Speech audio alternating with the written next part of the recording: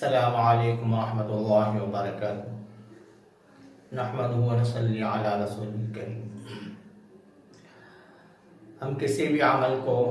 بشاشت کے ساتھ،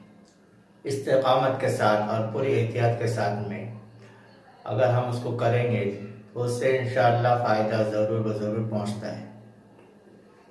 ایک صاحب نے تقریباً 8 مہینے پہلے مجھ سے رابطہ کیا اور انہوں نے اپنی کیفیت بیان فرمائی کہ ان کی بیوی پر جنات کا سایہ ہے اور وہ جنات اس عورت کے ساتھ میں غلط حرکت کرتا ہے، اور یہ جو چیزیں ہوتی ہیں وہ زیادہ تر خواب میں ہوتی ہیں، ظاہری نہیں ہوتی، اور اس عورت کو شادی ہو گئے ہوئے 9 سال ہو گئے اور اس کو کوئی اولاد نہیں ہوئی، اور انہوں نے تقریباً 20 عاملوں کے پاس الگ الگ وقت میں علاج کرایا لیکن کہیں سے کوئی فائدہ نہیں ہوا، اور وہ جو جنات ہے یا جادو ہے وہ اس کے اوپر کبھی حاصل نہیں ہوا۔ وہ علاج کرواتے رہے اور خوب انہوں نے پیسہ خرچ بھی کیا لیکن فائدہ کچھ بھی نہیں ہوا۔ انہوں نے بتایا کہ تقریباً 20 عاملوں کے پاس انہوں نے علاج کرایا۔ جب انہوں نے مجھ سے رابطہ کیا تو میں نے کیفیت معلوم کیا اور اس کے بعد میں ان کو کچھ عمل بتایا۔ حالانکہ پہلے شروع میں بات تو یہ ہوئی تھی، وہ بیلگام کے رہنے والے ہیں، وہ مجھے وہاں بلا رہے تھے بیلگام آنے کے لیے، اور کبھی پونا آنے کے لیے بتا رہے تھے کہ وہ پونا آئیں گے، یہیں پر علاج کرائیں گے، لیکن وہ کچھ بات جم نہیں پائی۔ تو میں نے ان کو کچھ عمل بتایا، انہوں نے اتنی استقامت کے ساتھ میں اس عمل کو کیا، یعنی تقریباً 8 مہینے ہو رہے، تقریباً 8 مہینے پورے ہو گئے۔ انہوں نے ہر عمل کو جیسے جیسے میں بتاتا رہا ویسے ویسے پورا کرتے رہے۔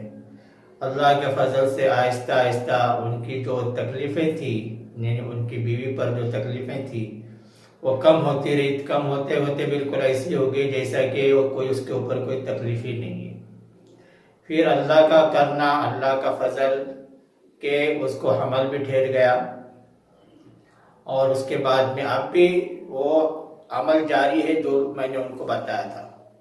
اور اب بھی وہ رابطے میں ہیں۔ اس طرح سے استقامت کے ساتھ میں، حالانکہ 8 مہینے یہ بہت بڑا وقفہ ہوتا ہے، بہت لمبا وقت ہوتا ہے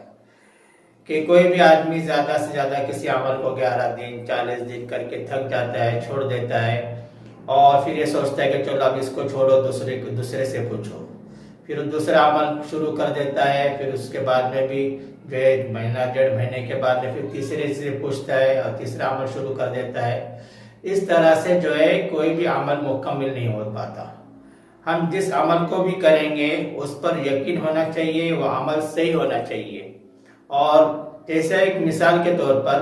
اگر ہم کو کسی جگہ جانا ہے، جیسے مثال کے طور پر اگر مجھے حیدرآباد جانا ہے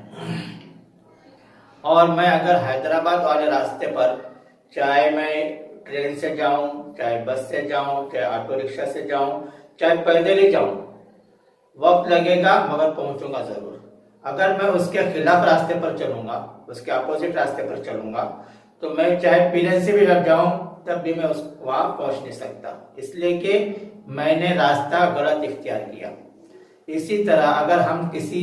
صحیح عامل اور صحیح عمل کو اگر ہم اختیار کرتے ہیں اور اس کے بعد میں جب ہم کو اطمینان ہے کہ ہم جو عمل کر رہے ہیں یہ جو ہے قرآن اور حدیث کے خلاف نہیں ہے، اور ہم جو اس عمل کو استقامت کے ساتھ میں کرتے ہیں اور بھلے چاہے وقت لگے لیکن انشاءاللہ فائدہ ضرور ہوگا،